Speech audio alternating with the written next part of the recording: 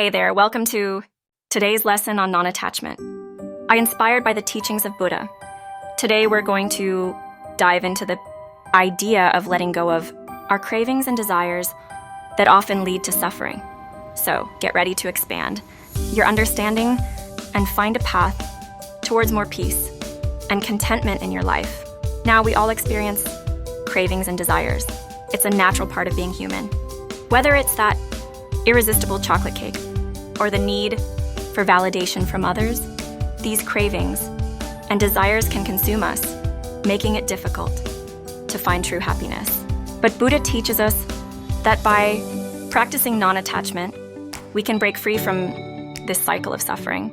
Non-attachment simply means letting go of our attachment to these cravings and desires. It's not about denying ourselves pleasure or suppressing our natural inclinations.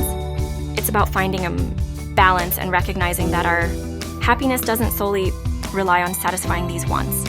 Think about it this way. Imagine you see a delicious piece of cake.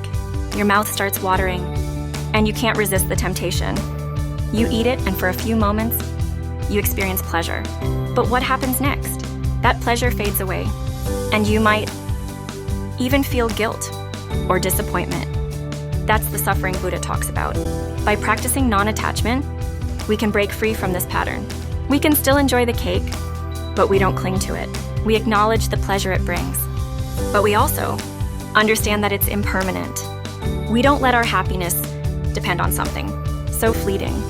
The same principle applies to our desires for external validation, material possessions, or even relationships.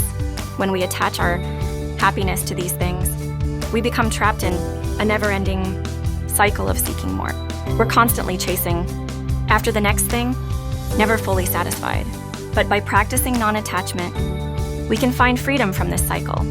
We begin to realize that our happiness doesn't come from external sources, but from within ourselves. We discover a deeper sense of contentment that isn't reliant on uncontrollable desires. Now, this doesn't mean we should suppress our desires or become detached from the world around us. It's about finding balance, being present in the moment, and observing our desires without getting swept away by them. We can enjoy life's pleasures without being controlled by them. So my friends, let's take this lesson to heart. Let's practice non-attachment and start letting go of the cravings and desires that lead to suffering. By doing so, we can find true happiness, peace, and contentment.